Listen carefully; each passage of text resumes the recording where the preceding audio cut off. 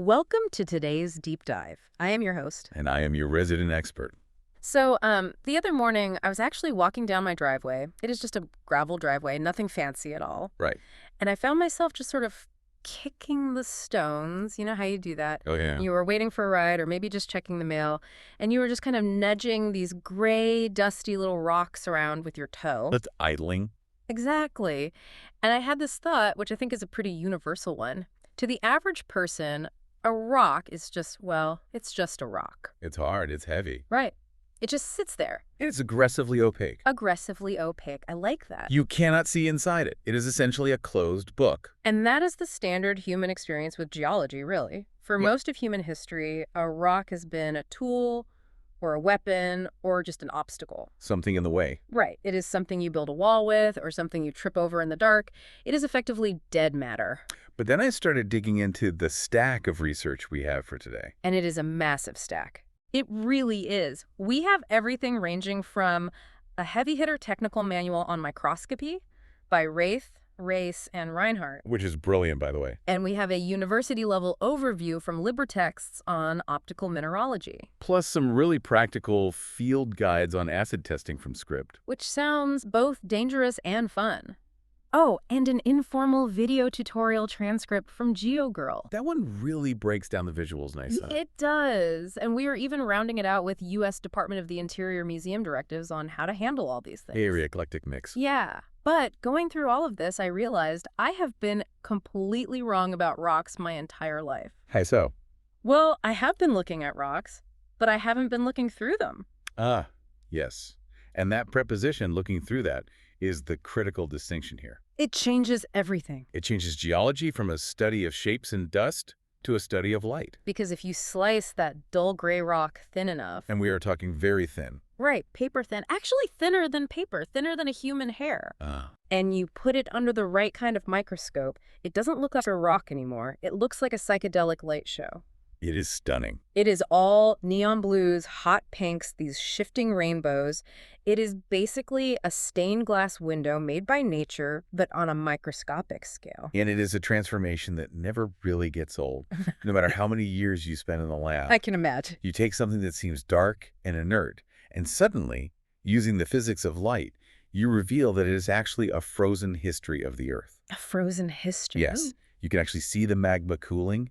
You can see the stress of continents colliding. Just in the colors. All locked in that little slice. So that is our mission for this deep dive. We are going to take you, the listener, on a journey from that dusty gravel path right down into the molecular lattice of a crystal. We are going to turn that gray stone into a kaleidoscope. Exactly. And to do that, we have to talk about scale. Right. We are going to start with the tools that let us see the invisible.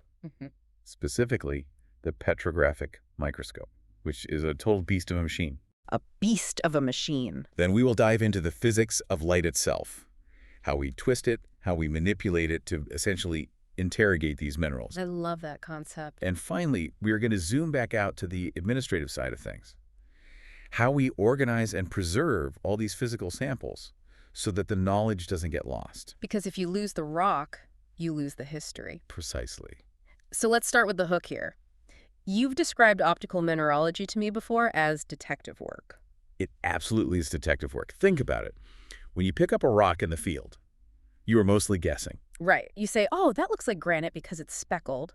But you don't actually know. Right. To know, you have to interrogate the crystals. And you cannot just ask them. Obviously. So you have to use light as your interrogator. You force light to travel through the crystal, and you watch how the crystal fights back. How the crystal fights back. That is such a great phrasing. But it's literal. You ask, does the crystal slow the light down? Does it split it? Exactly. Does it split the light into two separate rays? Does it absorb certain colors and let others pass? So it leaves a fingerprint. Every single mineral has a unique fingerprint of how it messes with the light passing through it. Our job is just to read that fingerprint. Okay, so before we can see the fight, we need the arena. The arena being the microscope. Right, the petrographic microscope. Now, most of us remember microscopes from high school biology class. The classic classroom scopes. Yeah, you look at an onion skin, or maybe you look at a bug leg. You turn the knob, the bug leg gets big. Is this the same thing? Well, physically, if you walked into a geology lab, they would look similar. They have a tube. A tube, a stage, some lenses. But the petrographic microscope has some superpowers that your biology scope definitely didn't have. Okay. However, before we get to the superpowers, we have to respect the basic engineering, The math. the math. The Wraith text makes a very big deal about the math of the lens.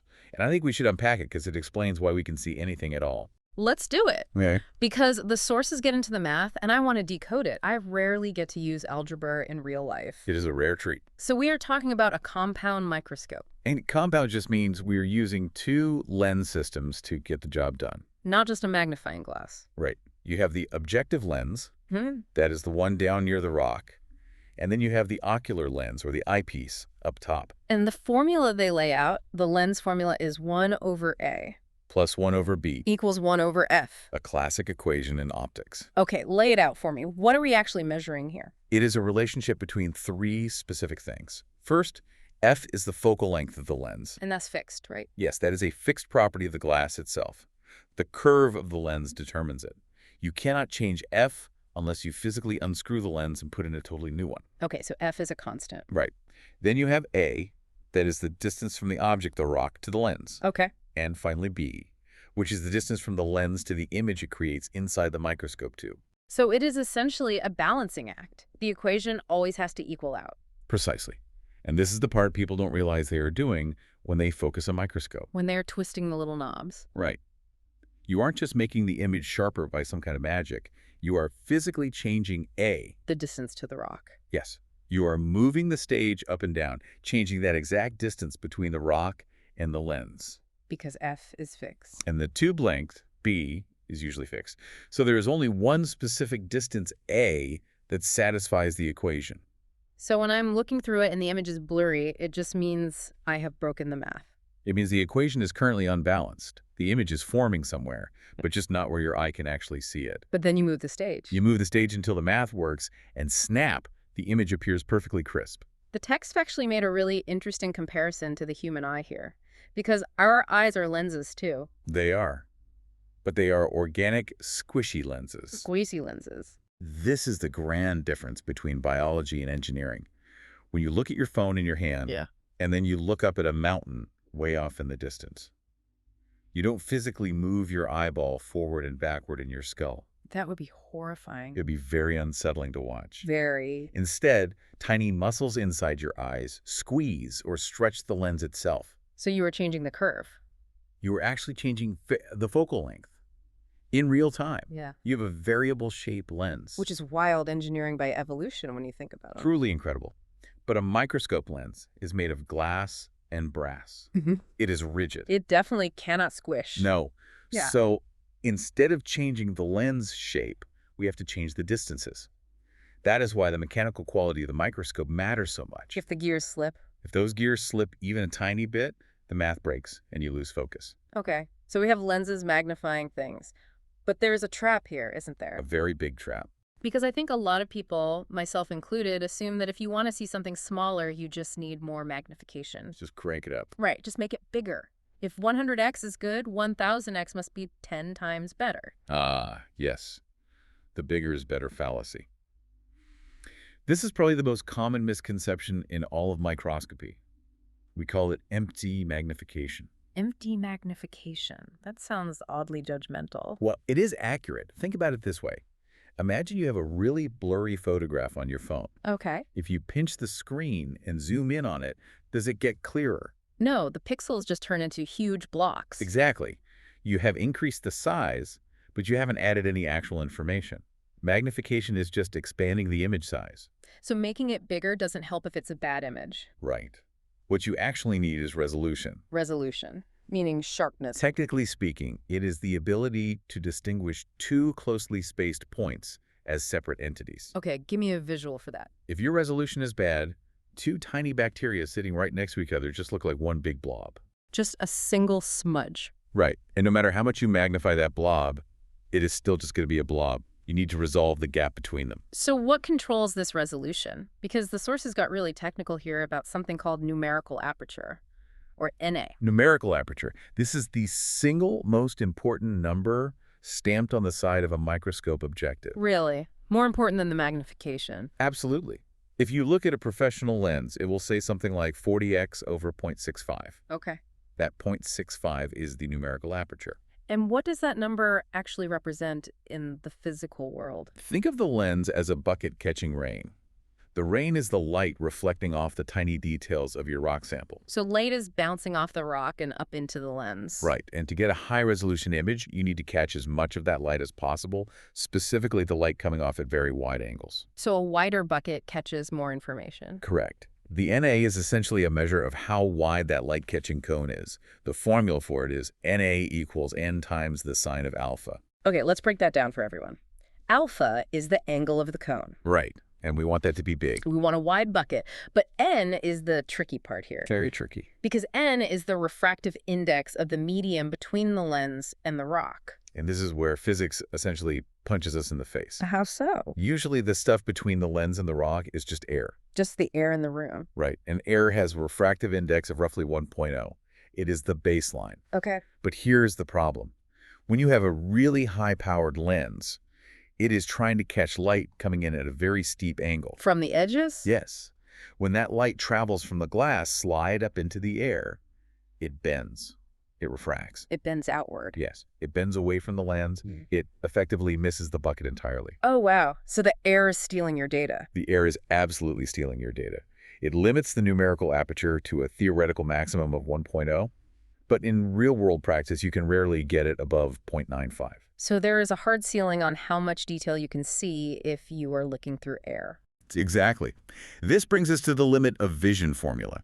The distance d equals 0.5 times lambda divided by NA. So to make d the smallest visible thing smaller, you need NA to be bigger. But the air locks you in at 0.95. So how do we cheat? Because scientists clearly do see smaller things than that.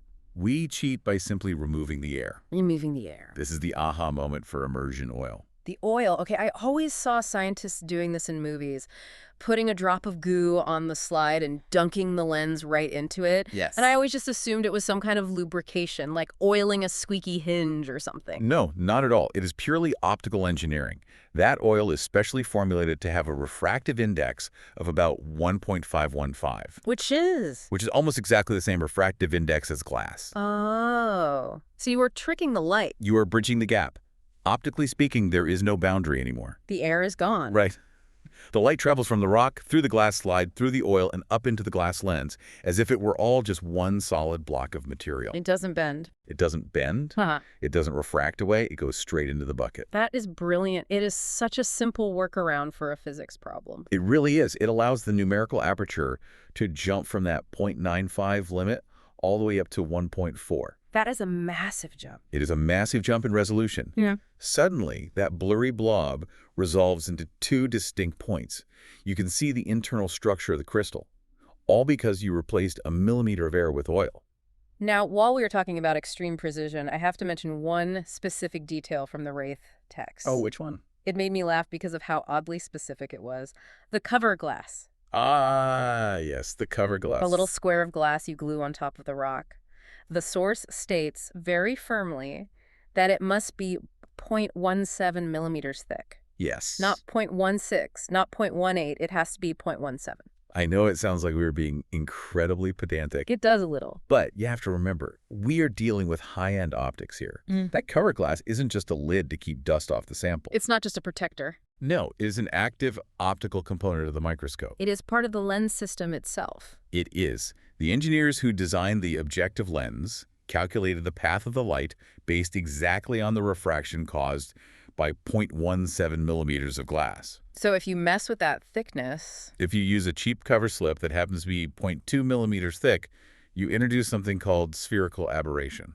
Which means what, exactly? It means the light rays coming from the center of the image and the light rays coming from the edge focus at slightly different spots. So the image gets soft. It gets hazy. You can turn the focus knob all day long, but it will never, ever be truly crisp.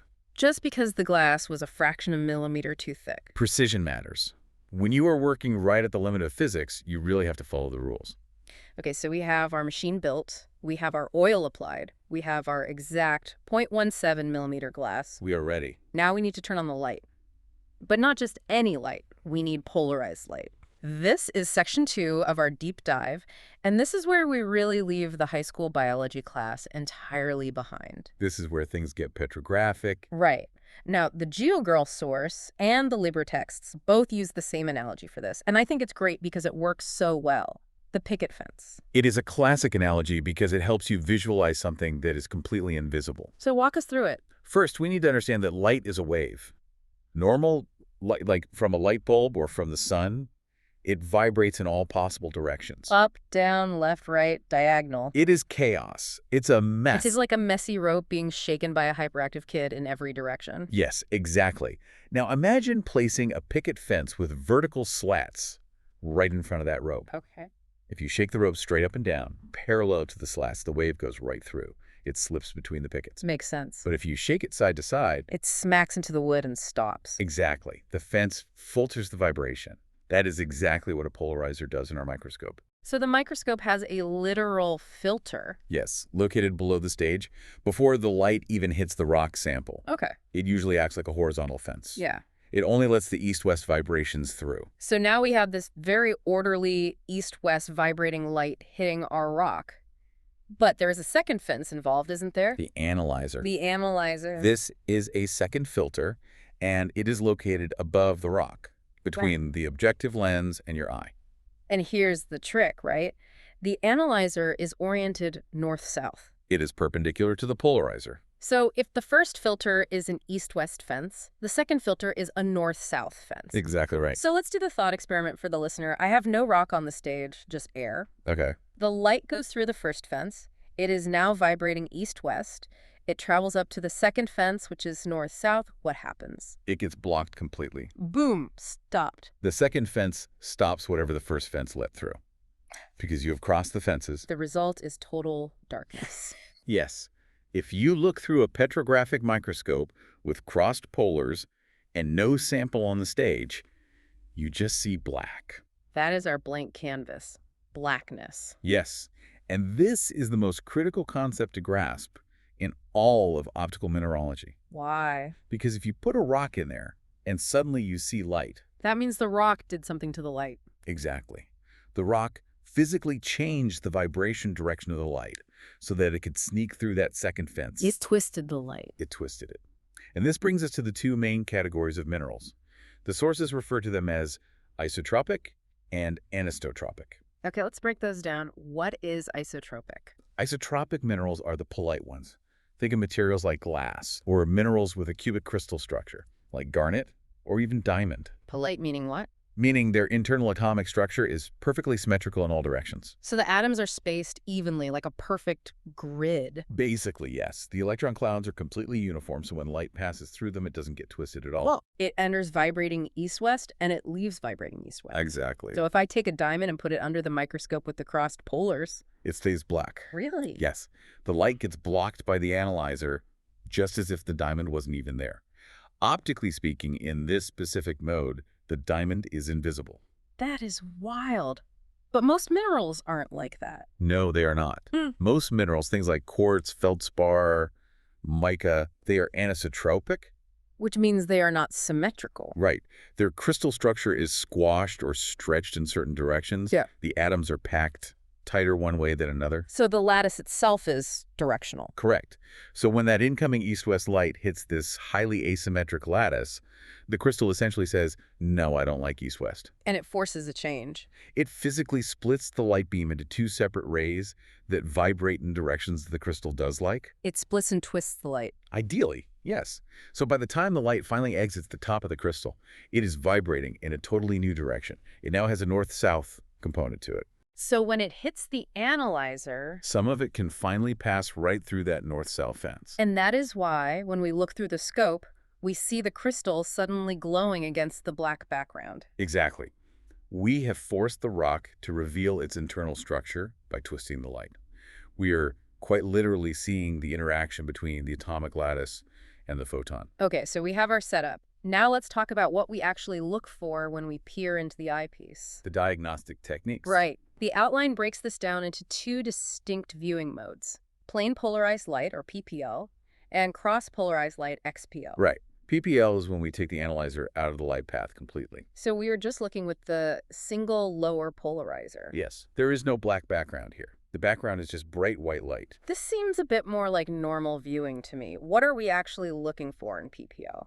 The first thing mentioned is relief. Relief is a measure of how strongly a mineral grain stands out against its background medium. Usually they are mounted in some kind of epoxy or oil. Right. Exactly. Now, if the mineral has a refractive index that is very different from that surrounding oil, it looks very bold. Bold how? It has these thick, dark outlines. It looks like it has a rough surface, almost like 3D topography sticking up at you. We call that high relief. Right. And if it has the exact same refractive index as the glue it's sitting in? It practically disappears. Yeah. It looks flat, smooth, almost entirely invisible. That is low relief. It's like the Invisible Man. That is a perfect analogy. You can only see the Invisible Man because of the clothes he is wearing. If the clothes, the relief, match the background perfectly, he vanishes. There's a really cool trick mentioned in the texts to measure this. It's called the Beck line. Ah, the Beck line method. This is the very first magic trick you learn in geology school. How does it work? If you want to know if a mineral has a higher or lower refractive index than the oil sitting right next to it, you find the edge of the grain. Okay, you center on the boundary. Then, you slowly lower the stage. You intentionally defocus the microscope. You make it blurry on purpose. Just slightly. And as you do that, you will see a very bright line of light. A halo physically move. It sweeps across the boundary. Yes.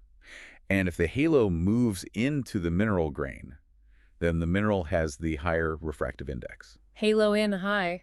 Halo in high. That is the mnemonic every geology student repeats in their sleep. Why does the light do that? Why does it form a moving halo? Because the mineral grain acts like a tiny primitive lens itself. If it has a higher index, it focuses the light inward as you change the distance. If it has a lower index, it diverges the light outward. You are literally watching the light bend in real time. You are. The other big diagnostic feature in PPL is pleochroism, which sounds like a medical condition, honestly. It does a bit. But I gather it is about color. It is the color-changing magic trick. We mentioned earlier that anisotropic minerals absorb light differently depending on the direction. Right. Well, some of them absorb specific colors differently depending on the direction. Give me an example of that. What does it look like? Bigotype mica is the classic example. It is a sheet silicate, like pages in a book. Okay.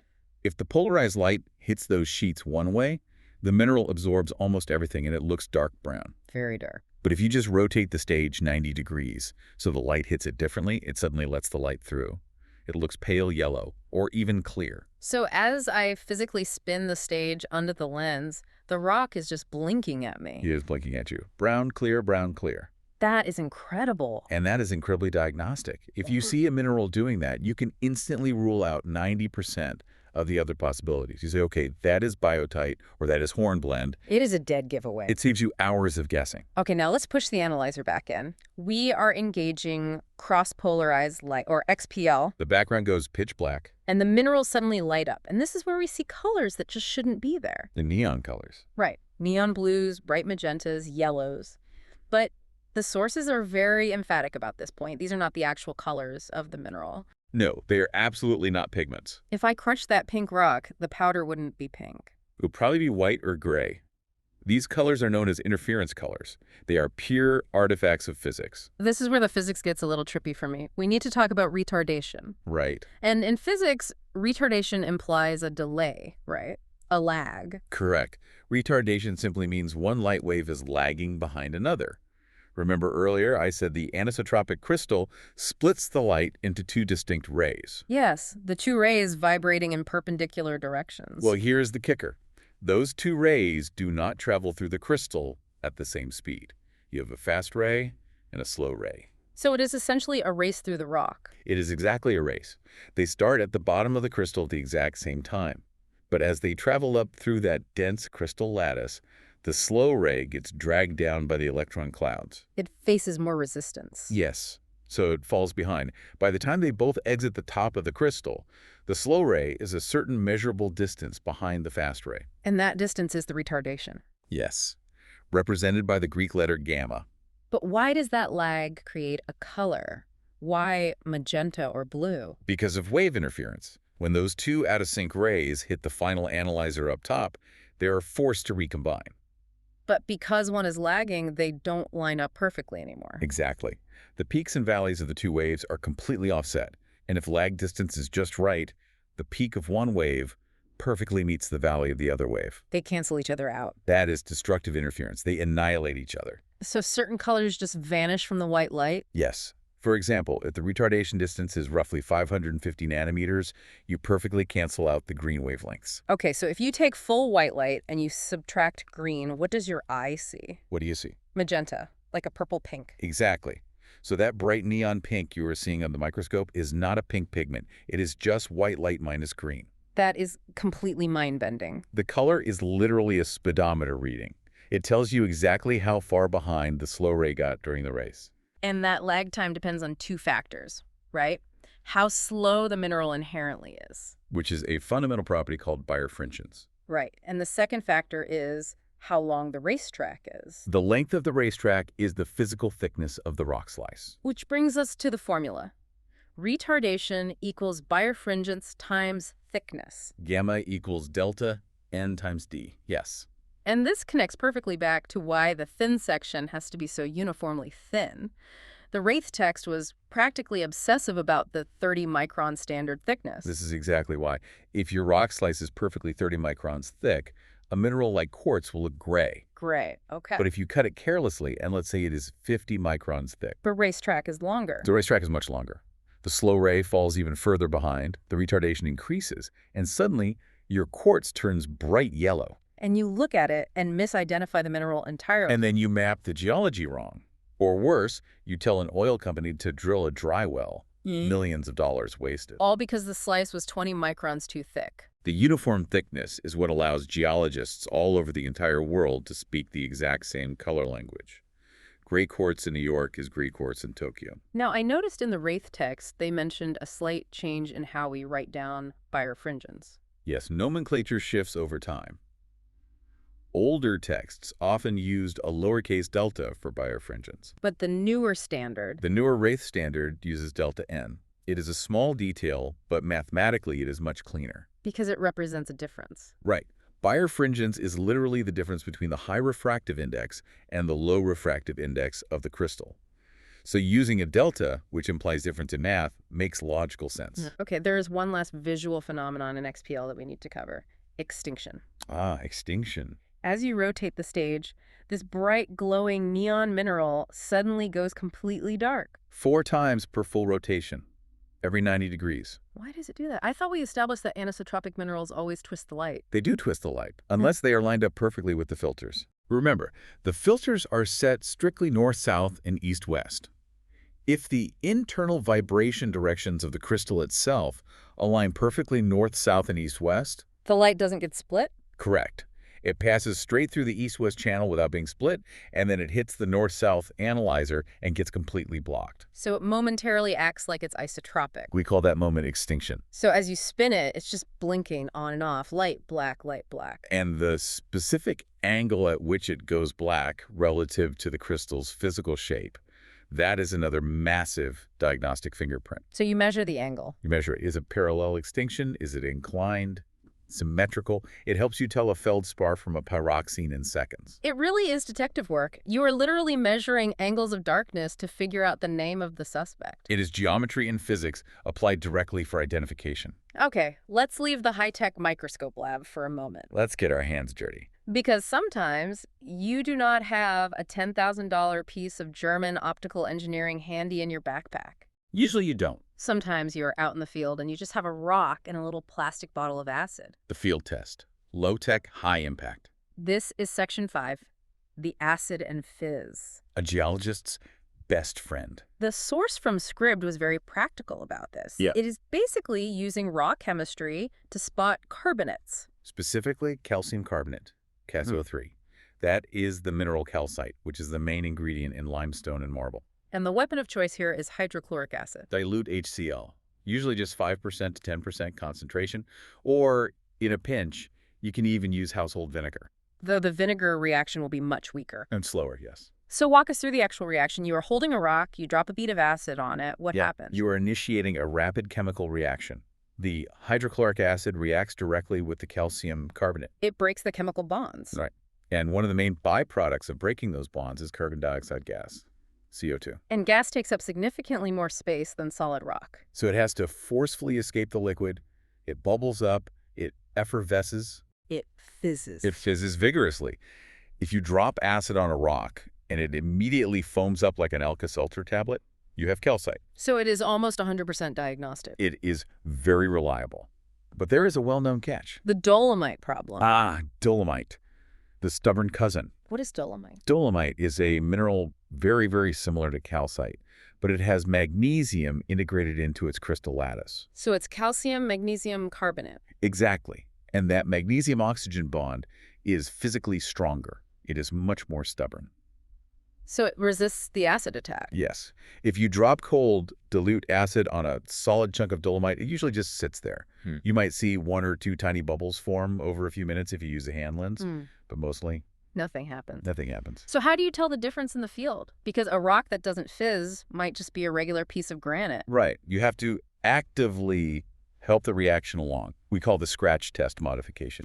You take a steel masonry nail or the blade of a pocket knife, and you scratch the surface of the mineral pretty hard to create a little pile of fine white powder. You are drastically increasing the surface area. Drastically. You are breaking down those strong surface bonds mechanically before the acid even touches them. So you have a pile of dust, then what? Now, you drop the acid directly onto the powder. And if it fizzes then? If the powder fizzes but the solid rock didn't, it is almost certainly dolomite. And if the powder still doesn't fizz at all? Then you can confidently say it is probably not a carbonate mineral at all. Move on to other tests. Maybe it's quartz or feldspar. It is a very satisfying physical test. There is something wonderfully definitive about it. Fizz equals yes. No fizz equals no. It is one of the few truly black and white tests in field geology. Well, fizz and no fizz. And Lanny-wise, I mean, we are literally handling acid in the middle of nowhere. Dilute HCl is relatively safe compared to the concentrated stuff you find in industrial labs, but it will definitely sting any cuts on your hands. And your clothes. It will absolutely eat holes in cotton clothes if you spill it. I have personally ruined many pairs of good field pans this way. You wash them, and suddenly they look like Swiss cheese. Good to know. And obviously, as the outline joked, you do not taste the rocks. No, even if they look like delicious rock candy. Especially then. Some beautiful minerals are arsenic or lead-based. Geology is a visual and chemical science, not a gustatory one. Do not lick the rocks. Okay, fair warning. So, we have looked at the rock with light. We have attacked it with acid. We know exactly what it is. We have identified the suspect. Now comes the part that maybe doesn't get the glory of field discovery, but it is what makes the science actually possible over the long term. Cataloging. The bureaucracy of science. We are looking closely at DOI Museum Property Directive 20, and honestly, this sounded dry at first glance. Most government directives do. But as I read it, I realized something profound. We just spent an hour talking about destroying rocks, cutting them into slices, dissolving them with acid. Yes. Science is often destructive. If you don't preserve the data properly, that rock died for absolutely nothing. That is exactly the point. A pile of rocks sitting on a shelf without labels is just gravel. It has zero scientific value. That's just decor. Right. If I hand you a stunning piece of granite, but I cannot tell you exactly where on Earth it came from, it tells us absolutely nothing about the Earth's history. It is just a very heavy paperweight. The directive spends a lot of time talking about the scope of collection, this idea that museums shouldn't just be hoarders. Right, because you cannot keep everything. It's physically impossible. A museum needs a rational, defined plan. Like, are we collecting this for research or for a public exhibition? Exactly. If a random rock someone brings in doesn't fit the stated mission of the institution, you shouldn't just stash it in a drawer just in case. That is how you get endless backlogs. Backlogs, lost data, and wasted funding. It's about being highly intentional with what takes up space. And the data fields themselves, the mandatory data section. It is not just writing rock, big on a tag. Not quite. You need an accession number. That links the object to the legal transaction of how the museum actually acquired it, and you need a catalog number. That is the unique ID for that specific physical object. And most crucially, location data. The outline made a joke about labels reading somewhere near the big tree. You laugh, but historical collections are completely full of labels exactly like that, found near the old Smith farm. 1890. Well, where was the Smith farm? Exactly. It's a shopping mall now. So the data is useless. Modern science requires hard coordinates, latitude and longitude, UTM, township and range. We need to be able to go back to that exact spot on a map to verify the local geology. There was a term in the directive that sounded very elite, very important. Type specimen. Ah, the type specimen. That is the holy grail of any museum collection. What does it mean? In biology, or paleontology, or mineralogy, when a scientist discovers a brand new species or mineral, they have to designate one single physical object as the absolute definition of that name. That is the holotype. That is the holotype. It is like the reference meter bar in Paris, the standard for all others. Exactly. If anyone in the future ever argues about what a Tyrannosaurus rex actually looks like, or what a specific mineral is, they do not look at a textbook. They go straight back to the original type specimen. Wow. If you lose that specific object, you essentially lose the baseline definition of the species. So these are always classified under strict rules as controlled property, high security, high value. I also found the distinction between lots and items to be really practical, because if you are an archaeologist and you find 1,000 tiny pottery shards in one hole, you do not have to sit there and write 1,000 separate catalog cards. Thankfully, no. You can catalog them together as a single lot. One catalog number for the entire bag. But if you have something like a pot and its matching lid, Then they get the same core number but with suffixes, yeah, like 101A and 101B. that keeps the physical relationship intact in the database. It tells the future researcher, hey, these pieces belong together. Do not separate them. And speaking of the database, the final piece is preserving the records themselves. The shift from old paper cards to the ICMS, the Interior Collection Management System, We are constantly fighting a war against digital obsolescence. because paper burns or rots. But digital files can just as easily become totally unreadable. Have you tried to open a file from a 1990s floppy disk lately? I do not even have a drive that could read one. Exactly. The hardware disappears, the software updates, so the directive mandates strict offsite backups and constant digital migration. You have to keep moving the data forward. We have to actively migrate it to new formats so it doesn't get locked in the past. Science is essentially a multi-generational relay race. We are saving this data for geologists who haven't even been born yet. Exactly. So let's bring it all back together now. We started this journey with a dusty gray rock from the driveway. We cut it open. We put it under the Petrographic microscope.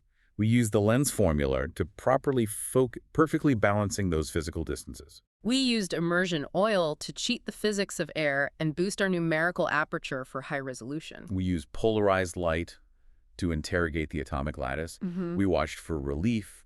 We watched the Beck line move into the high-index mineral. We watched for the blinking colors of Pleochroism as we spun the stage. Then we crossed the polars. We watched the brilliant interference colors created by retardation that lag of the slow ray. We calculated the Birefringence. We recorded the extinction angles. We even dropped some hydrochloric acid on it in the field to check for the fizz of calcite versus the stubbornness of dolomite. And finally, we typed all of that heart-won data into a secure, migrating database so it never, ever gets lost. It is a totally comprehensive toolkit for understanding the Earth. So what does this all mean in the end? What is the real... So what here? Why go to all this immense trouble, the oil, the complex math, the acid, the bureaucracy, just for a sliver of rock? Because a thin section is a frozen moment of deep time. A frozen moment. When I look at a rock under that petrographic microscope, I am not just seeing pretty neon colors. If I see a specific mineral that is deformed, physically twisted in the lattice, I am seeing the exact moment two continents collided and crushed this rock. You are seeing the violence. Yes. If I see a reaction rim where one mineral is slowly turning into another, I am seeing the magma cooling down millions or billions of years ago.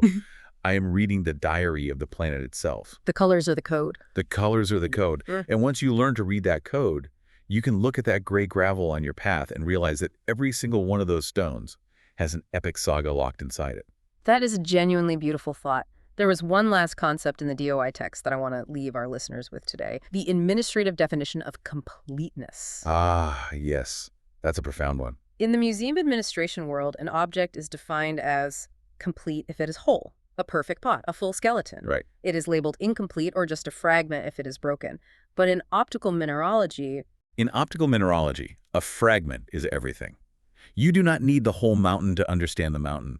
You do not even need the whole rock. Just a slice. A single microscopic grain of sand, sliced to precisely 30 microns, analyzed with polarized light, can tell you the exact temperature and pressure of the Earth's crust a billion years ago. So a fragment can tell a perfectly complete story. It absolutely can. That is where we will leave it for today. Next time you see a boring rock, try to imagine the neon light show just waiting inside. Thanks for diving in with us. Always a pleasure.